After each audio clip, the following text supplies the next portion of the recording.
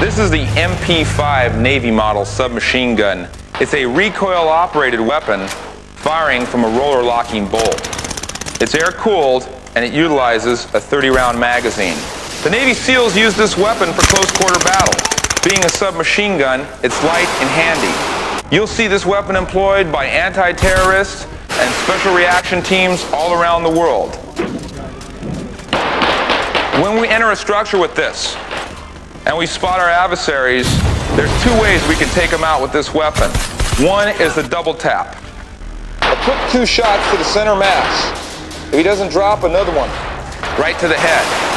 Or you can be trained to burst fire this weapon, where you will fire a controlled 3-round burst to the center mass. The SEALs carry very sophisticated firepower. In the world of counterterrorism, however, the rules never change. Fast is slow, slow is quick. Front sight focus, trigger squeeze, discipline and control. Okay, let's go ahead and do it again. This is probably one of the most dangerous things that we have to go through. During this, each person has to be thinking on his own. Clear left.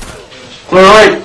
All clear. Coming out. Primarily, what we're looking for is that guys can get into the room quickly, down their walls, to where they can engage these targets here and get good kill shots behind the chest or up in the forehead area, and also identify whether they have a gun or they don't have a gun. Well, I think that a lot of people come through here and they think, well, you know, this training is fun. This is going to be great. We're going to get out in the sand and the surf and have a great time. But the thing that we try to emphasize here is don't lose sight of the big picture. And the big picture is that this is a combat unit, and that someday you may be called on to use all those skills that you've been developing in an actual situation. Okay, we're going to start going live now. And what that means is you really have to concentrate on that muzzle discipline. We're going to slap you in the back of the ear every time we see a muzzle sweep somebody's head. I want to see slow movement. Going live fire for the first time, slow, walk slow.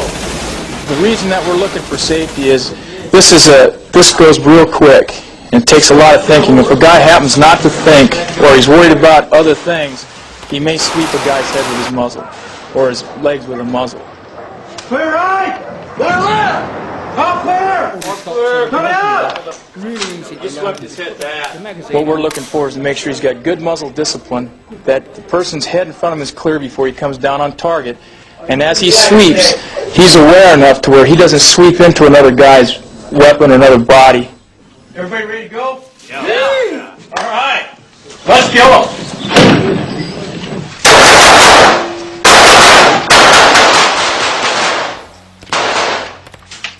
Clear right. Clear left. All clear. 4 men coming out. Coming out. This is a real thinking man's game, because there's so many things to think about.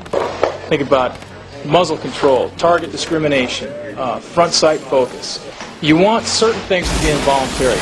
One thing you don't want involuntary is pulling that trigger. Pulling the trigger, it has to be something that is sure. You have to know when you pull that trigger, because if you involuntarily pull the trigger without actually thinking, you there.